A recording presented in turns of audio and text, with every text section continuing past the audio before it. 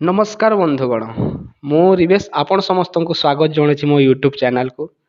आज सचेत कार्यक्रम माध्यम रे आज डेंगू रोग विषय आलोचना करने को आम घर उपस्थित अच्छा आम मान्यगण्य व्यक्ति मिस्टर सुभाष चंद्र प्रधान जी की VVDTS मुहर आस जानिबा डेंगू रोग विषय रे। सार नमस्कार बंधुगण मु सुभाष चंद्र प्रधान आपण मानकु डेंगू रोग विषय रे किछि आलोचना करिवि। आम देश रे प्रत्येक वर्ष मे मासर 16 तारिख दिन नेशनल डेंगू डे भाव में पालन करा जायते एवं जुलाई मास को आमर डेंगू सचेतनता मास भाव में पालन करा जायते। आपण माने जानिथिबे डेंगू एक भूताणु जनित रोग एवं यह एडिस मशा कामुड़िबा द्वारा होता है। डेंगू रोग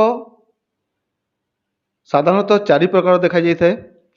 डेन 1, डेन 2, डेन 3 एवं डेन 4। आम अंचल मुख्यतः देखा जाउथबा डेंगू रोग एडिस अल्बोपिक्टस एवं एडिस इजिप्टी। यही मशा द्वारा रोगी देहरु सुस्थ लोक देह को संक्रमित होता है। यार लक्षण होची हठात अत्यधिक ज्वर आसवा, ठंडा सर्दी भली असुस्थ लगिबा, मुंड बिंधिबा, आखि कोरड़ पछपटे भीषण जंत्रणा हेबा, बांती लगिबा किंबा बांती होइजिबा, हाथ और गंठी मानकर भीषण जंत्रणा हेबा, चलिबारे कष्ट हेबा, केतेकंक देहरे नाली नाली होई फलिजिबा, यही सब लक्षण देखा जाता है।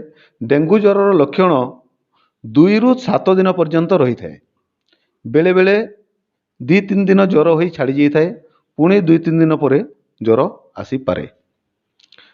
डेंगू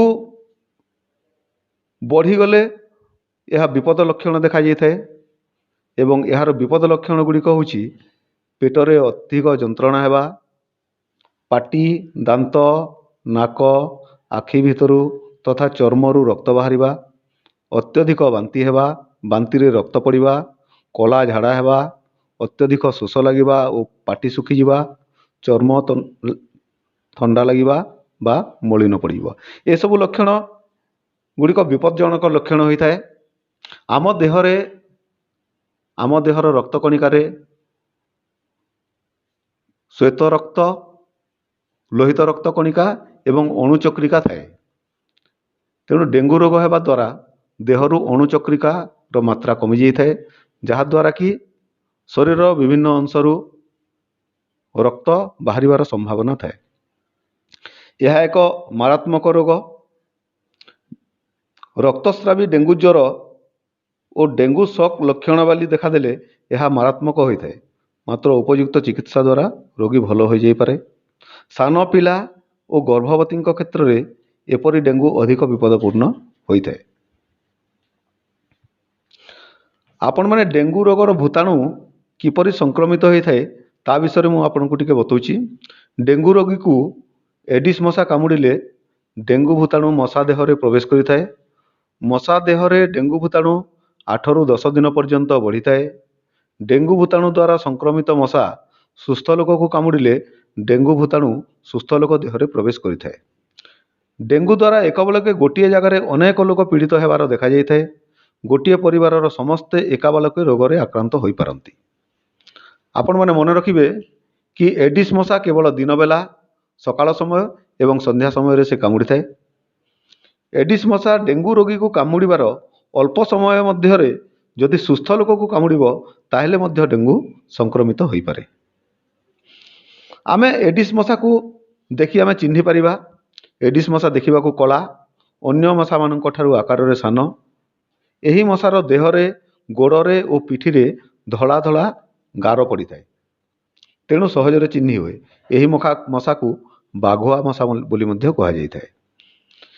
एडिस मशा परिष्कार स्थिर पानी रे डिंब दे थाए, जार छोटिया छोटिया पात्र जो पात्र तलर हार्ड सरफेसटा हार्ड थी सेमिति जगार से अंडा दे थाए, जेमिति कि प्लास्टिक मुणी, टीण डबा, काच बोतल, लुहा पात्र, भंगा बाल्टी, डबा, नड़िया, ସଢ଼େଇ, କଟା ପଇଡ଼, ଫୁଲ କୁଣ୍ଡ, ସିମେଣ୍ଟ କୁଣ୍ଡ, ଟାୟାର, ପାଣି ଟାଙ୍କି, କୁଲର, ଫ୍ରିଜର ପଛପଟ ଏସବୁ ଜାଗାରେ ସେ ଅଣ୍ଡା ଦେଇଥାଏ। ଗୋଟିଏ ଏଡିସ୍ ମଶା ଅଣ୍ଡା ଦେବାର 24 ଘଣ୍ଟା ପରେ ଅଣ୍ଡାରୁ ଲାର୍ଭା ବାହାରିଥାଏ। 7 ରୁ 10 ଦିନ ମଧ୍ୟରେ ଲାର୍ଭାରୁ ପୂର୍ଣ୍ଣାଙ୍ଗ ମଶା ବାହାରେ। ମାଈ ମଶା ରକ୍ତ ଶୋଷିବା ପାଇଁ ମଣିଷକୁ କାମୁଡ଼େ ଏବଂ ଏହି ମଶା 500 ମିଟର ପର୍ଯ୍ୟନ୍ତ ଉଡ଼ିବାର କ୍ଷମତା ରଖିଥାଏ। ତେଣୁ ଏଡିସ୍ ମଶା ରକ୍ତ ପିଇ ସାରିବା ପରେ ସାଧାରଣତଃ ଥଣ୍ଡା ଏବଂ ଅନ୍ଧାରୁଆ ସ୍ଥାନମାନଙ୍କରେ ବିଶ୍ରାମ ନେଇଥାଏ, ଯେମିତିକି ଘର ଚାରିପାଖରେ ଥିବା ଗଛଲତା, ବୁଦା ଏହିସବୁ ସ୍ଥାନମାନଙ୍କରେ ଏଡିସ୍ ମଶା ବିଶ୍ରାମ ନେଇଥାଏ। ଏହି ରୋଗ ନ ହେବା ପାଇଁ ଏଡିସ୍ ମଶାର ବଂଶବୃଦ୍ଧିକୁ ରୋକିବା ଆବଶ୍ୟକ। ନିଜକୁ ଏଡିସ୍ ମଶା କିପରି କାମୁଡ଼ି ପାରିବ ନାହିଁ ସେଥିପାଇଁ ସତର୍କତା ଅବଲମ୍ବନ କରିବାକୁ ହେବ। ଅଧିକ ଦିନ ଧରି ଜମି ରହୁଥିବା ସ୍ଥିର ପାଣିରେ ଏଡିସ୍ ମଶା ବଂଶ ବିସ୍ତାର କରୁଥିବାରୁ ଘରେ କୌଣସି ପାତ୍ର କିମ୍ବା ଅନ୍ୟ ଜାଗାରେ ପାଣି ଜମିବାକୁ ଦିଅନ୍ତୁ ନାହିଁ। ଅନ୍ତତଃ ପ୍ରତି 3-4 ଦିନରେ ଥରେ ପାଣି ରଖାଯାଉଥିବା ପାତ୍ରଗୁଡ଼ିକୁ ସଫା କରି ଶୁଖାଇ ଦିଅନ୍ତୁ। ପାଣି ପାତ୍ର ଓ ଛାତ ଉପରେ ଥିବା ପାଣି ଟାଙ୍କିର ଘୋଡ଼ଣୀକୁ ଭଲ ଭାବରେ ଘୋଡ଼ାଇ ରଖନ୍ତୁ। ରୁମ୍ କୁଲରରୁ 3-4 ଦିନରେ ଥରେ ପାଣି ବାହାର କରି ସଫା କରିଦିଅନ୍ତୁ। ଗୃହପାଳିତ ପଶୁପକ୍ଷୀଙ୍କ ପାଇଁ ଉଦ୍ଦିଷ୍ଟ ଖାଇବା ତଥା ଗାଧୋଇବା ପାତ୍ରରୁ 3-4 ଦିନରେ ଥରେ ପାଣି ବାହାର କରିଦେବେ ଏବଂ ସଫା କରି ଶୁଖାଇ ଦିଅନ୍ତୁ।